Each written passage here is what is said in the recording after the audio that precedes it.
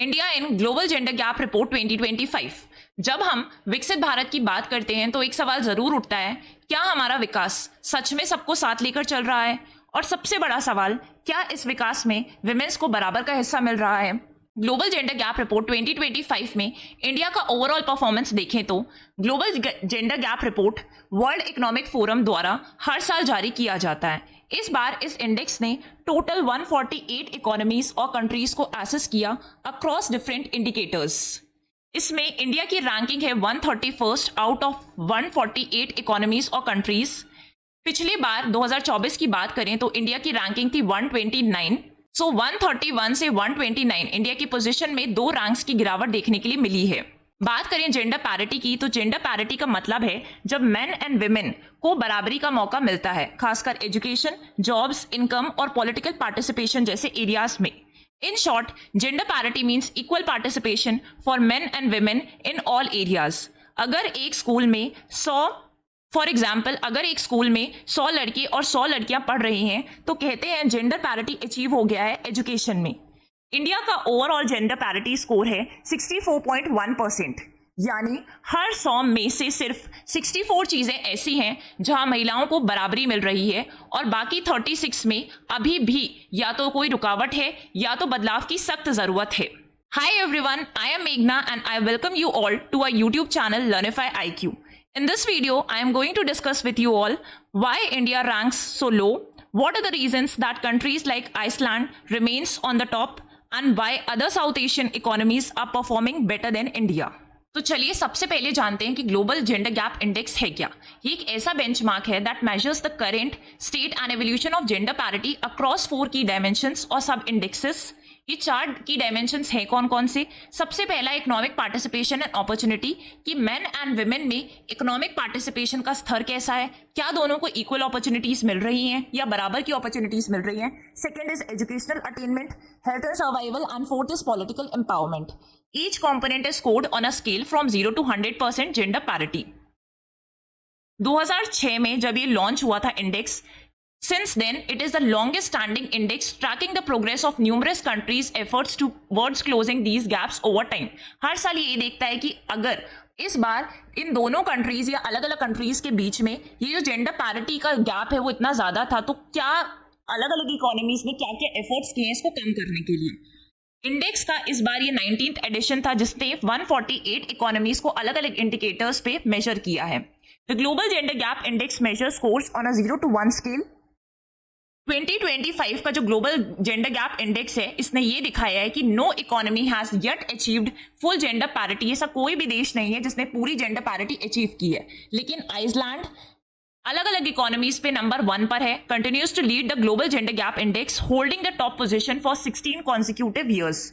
आप यहाँ पे देख सकते हैं कि आइसलैंड जो है फर्स्ट पोजीशन पे है, लेकिन रीजंस क्या है कि आइसलैंड 16 कॉन्सिक्यूटिव ईयर से पहली पोजीशन पे बना हुआ है। सबसे पहला फैक्टर है पॉलिटिकल रिप्रेजेंटेशन, कि महिलाओं को भी पॉलिटिकल रिप्रेजेंटेशन में उतना ही अधिकार मिलता है जितना एक मेन को मिलता है। High economic participation of women, progressive parental leave policies है ना, पेरेंटल लीव पॉलिसीज भी काफी प्रोग्रेसिव है यहाँ की। इक्वल तो नहीं है एकदम कि 100% ही है दोनों के बीच में, बट काफी हद तक स्कोर हाई है ना। लीगल फ्रेमवर्क सपोर्टिंग इक्वालिटी, ये अच्छा है यहाँ पे। Cultural norms and public support बढ़िया तरीके से मिलता है, और एजुकेशन और हेल्थ की इक्वालिटी भी यहाँ पर एग्जिस्ट करती है जो बाकी इकोनॉमीज में शायद नहीं करती है जिनकी रैंकिंग लो है। देखिए, आप बात करते हैं इंडिया की रैंकिंग की। इंडिया की रैंकिंग है 131 आउट ऑफ 148 इकोनॉमीज।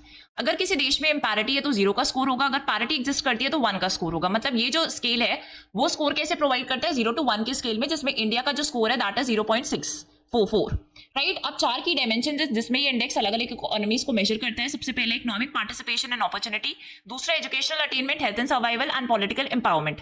अगर हम पहला देखें इकोनॉमिक पार्टिसिपेशन एंड अपॉर्चुनिटी, तो यहाँ पे जो इंडिया की रैंकिंग है इंडिया का स्कोर है दैट इज 0.407, ठीक है। इसमें हम समझते हैं इसको डिटेल में। इकोनॉमिक पार्टिसिपेशन एंड अपॉर्चुनिटी में इंडिया का जो स्कोर है परसेंटेज वाइज दैट इज 40.7%, जिसमें इंक्रीज देखने के लिए मिला है। ग्लोबल रैंकिंग अगर हम देखें तो 144 है आउट ऑफ 148, जो कि बहुत नीचे है। अर्नड इनकम पैरिटी की बात करें जो कि 29.9% है, सो 28.6% से हल्का सा बेटर हुआ है ये। लेबर फोर्स पार्टिसिपेशन रेट की बात करें तो 45.9% है, जो कि स्टेबल है। सेकेंड इंडिकेटर में आते हैं और सेकेंड इंडिकेटर है एजुकेशनल अटेनमेंट। इसमें जो स्कोर है percentage wise that is 97.1%। India की सबसे अच्छी जो कैटेगरी है वो यही है, एजुकेशनल अटेनमेंट। प्रोग्रेस इंडिकेटर देखें तो यहाँ पे फीमेल लिटरेसी रेट जो है वो इंप्रूव हुआ है, फीमेल का एनरोलमेंट जो है टर्शरी एजुकेशन में वो भी इंप्रूव हुआ है।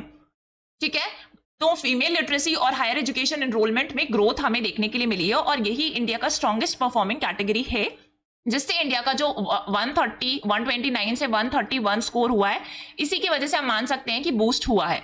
इसके बाद आता है health and survival which is the third indicator in this index. अब यहाँ पे स्कोर इंडिया का क्या है 95.4% है, जिस 2024 से इंक्रीज हुआ है। ये भी सेक्स रेशियो और हेल्दी लाइफ एक्सपेक्टेंसी में इंप्रूवमेंट देखने के लिए मिली है, लेकिन लाइफ एक्सपेक्टेंसी दोनों जेंडर्स के लिए थोड़ी कम हुई है ना। However, overall life expectancy for both genders had decreased, pointing to ongoing healthcare challenges, है ना। इसके बाद आ जाता है next is political empowerment. Political empowerment की बात करें तो स्कोर में गिरावट देखने के लिए मिली है, 0.6 पॉइंट की गिरावट देखने के लिए यहाँ पर मिली है।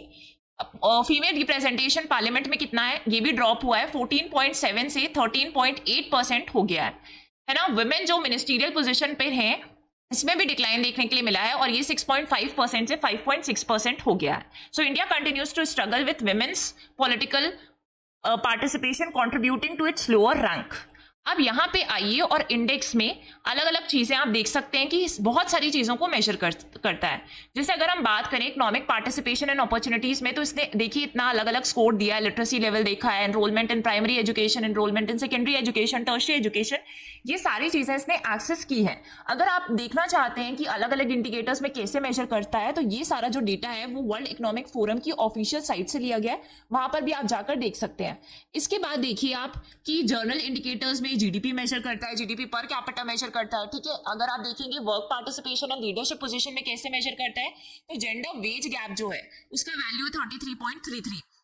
विमेन्स का मेंबरशिप देखता है बोर्ड्स में, firms with female majority ownership, firms with female top managers, है ना, उसकी अलग अलग वैल्यूज है। Advancement of women to leadership roles, कितना एडवांसमेंट हुआ है लीडरशिप रोल्स में, तो अगर वैल्यू कम आ रही है मतलब यहाँ पे कुछ ग्लास क्लिफ या ग्लास सीलिंग जैसे फिनोमेना एग्जिस्ट करते हैं। ठीक है, लेबर फोर्स आप देख सकते हैं कि लेबर फोर्स मेल और फीमेल का कैसा रहा है। बहुत सारे इंडिकेटर्स हैं, access to financial services, inheritance right for widows and daughters, access to land assets, near equal rights मिलते हैं, फिर access to non land assets में नियर इक्वल राइट्स हैं अभी वुमेन इन इंडिया में जो भी है। Election list, quotas for women national, ये सारी चीजें भी यहाँ पर बताई। तो काफी सारी इंडिकेटर्स हैं, आप इसको डिटेल में रीड कर सकते हैं। ठीक है, इसके बाद आ जाते हैं यहाँ पर कि साउथ एशिया में इंडिया की पोजीशन अगर हम देखें तो इंडिया की पोजीशन 131 है। मतलब काफी सारी ऐसी साउथ एशियन इकोनॉमीज हैं जिनसे इंडिया की पोजीशन नीचे आई है ना। तो यहाँ पर देखिए अगर बांग्लादेश है, बांग्लादेश की रैंकिंग 24 है, तो इसके पीछे भी रीजंस हैं कि ये सारे जो इकोनॉमीज हैं ये अच्छा क्यों रैंक कर रही है इंडिया से। तो यहाँ पर हम वो रीजंस देखते हैं। For higher gender gap ranking of South Asian neighbours, सबसे पहला अगर हम देखें कि बेटर पॉलिटिकल रिप्रेजेंटेशन है, use of quotas and active leadership roles for women, Bangladesh और नेपाल में ये इनिशिएटिव्स लिए गए हैं जिससे पॉलिटिकल एम्पावरमेंट अच्छा हुआ है और यहाँ पे इनका स्कोर भी इसी कारण से इंप्रूव हुआ है।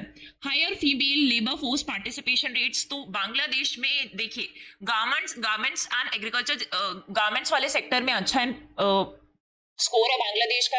एग्रीकल्चर में देखें तो नेपाल ने इसमें काफी अच्छा परफॉर्मेंस दिया है, तो ज्यादा से ज्यादा वुमेन को एम्प्लॉय कर रहा है जिससे उनका इकोनॉमिक इंक्लूजन हो रहा है और इकोनॉमिक पार्टिसिपेशन एंड अपॉर्चुनिटी वाले जो स्कोर है उसमें बेटर रैंकिंग इसकी आई है।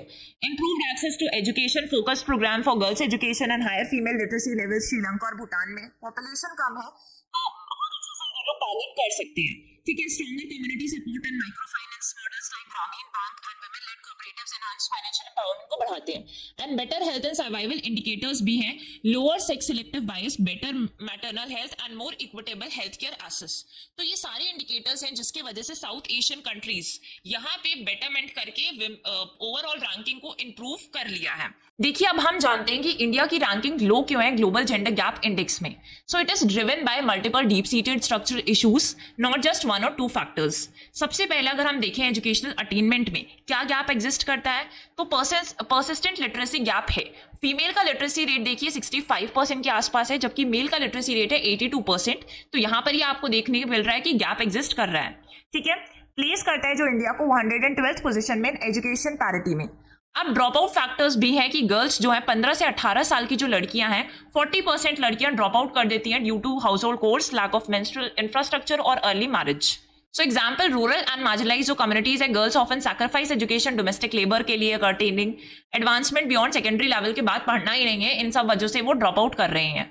ठीक है, इसके बाद अगर हम देखें तो health and survival, skewed sex ratio है ना, strong son preference leads to unduly low female birth rate, ranking India 141st in the sub index, है ना। अब गवर्नमेंट ने बहुत सारे इनिशिएटिव्स लिए हैं, बेटी बचाओ बेटी पढ़ाओ, तो बहुत ज्यादा फीमेल इन्फेंटिसाइड वगैरह तो नहीं हो रहा है, लेकिन फिर भी है ना अभी भी सन प्रेफरेंस एग्जिस्ट करती है। मैटरनल हेल्थ इनइक्विटीज भी हैं, Dalit and tribal women face significant barriers जैसे poor sanitation, lack of antenatal care leading to higher maternal morbidity and mortality. अगर आप किसी ट्राइबल एरिया में जाकर देखेंगे या किन्हीं ट्राइबल से आप बात करेंगे तो आपको दिखाई देगा प्रैक्टिकली कि क्या चीजें हैं जो अभी भी इनको पीछे लेकर बैठी हुई हैं।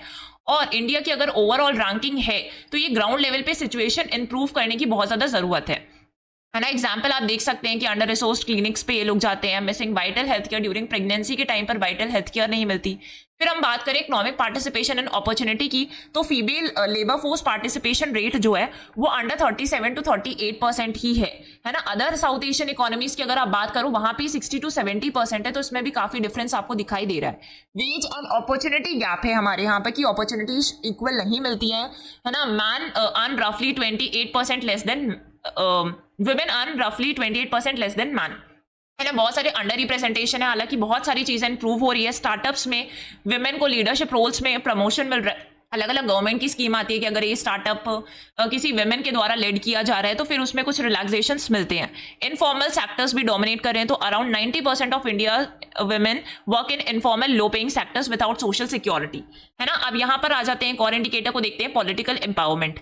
तो अगर हम बात करें 18th लोकसभा की, करंट लोकसभा की, तो यहाँ पर 74 MPs हैं सिर्फ, जो कि 14% है विमेन की स्ट्रेंथ 18th लोकसभा में। उसमें भी अगर हम कैबिनेट मिनिस्टर्स में देखेंगे तो सिर्फ 2 ही विमेन है। This is marginally lower than in 2019 जहां पर 78 विमेन को इलेक्ट किया गया था, लेकिन इस बार तो सिर्फ 74 ही है ना। तो विमेन लीडरशिप प्रेजेंस आप देख सकते हैं कि 2 विमेन है 30 मेंबर यूनियन कैबिनेट में। Although head of the state parity is good, real political power remains male dominated, delaying national level reforms। तो काफी सारी चीजें हैं जिसकी वजह से इंडिया की रैंकिंग जो लो है और उसमें इंप्रूव करने की बहुत ज्यादा जरूरत है। सो जेंडर इक्वालिटी से फिक्स स्लोगन नहीं है, एक सिस्टम लेवल ट्रांसफॉर्मेशन की जरूरत है। एजुकेशन के साथ एम्प्लॉयमेंट, पॉलिसी मेकिंग के साथ रिप्रेजेंटेशन और हेल्थ के साथ डिग्निटी, यही सही रोड मैप है जिसके वजह से हम इंडिया की रैंकिंग को इंप्रूव कर सकते हैं। और इंडिया की रैंकिंग तो अभी 131 है, मतलब बहुत ज्यादा इंप्रूवमेंट करने की जरूरत है। Regional competitors like Bangladesh are rapidly advancing, तो हमें भी कुछ आसपास के देशों से लेसन्स लेने चाहिए और फिर उस तरीके से हमें ग्रेजुअली इंप्रूवमेंट्स करने चाहिए। कोई भी चीज़ एकदम रैपिडली ट्रांसफॉर्म तो नहीं हो सकती, लेकिन हाँ ग्रेजुअली हम कर सकते हैं। Policy reforms, inclusive representation and workforce integration, ये सारी चीज़ें असेंशियल है जिसके कारण इंडिया की रैंक इंप्रूव हो सकती है। तो आज के वीडियो हमने काफ़ी सारी चीज़ें डिस्कस की। अगर आपको वीडियो इन्फॉर्मेटिव लगा है तो आप लाइक एंड शेयर कर सकते हैं, सब्सक्राइब कर सकते हैं हमारे चैनल को फॉर मोर सच अपडेट्स, और अपने ओपिनियन भी आप कॉमेंट सेक्शन में हमारे साथ डिस्कस कर सकते हैं। हमारे चैनल के लिए फीडबैक भी सजेस्ट कर सकते हैं। सो आज के लिए इतना ही। Thank you everyone.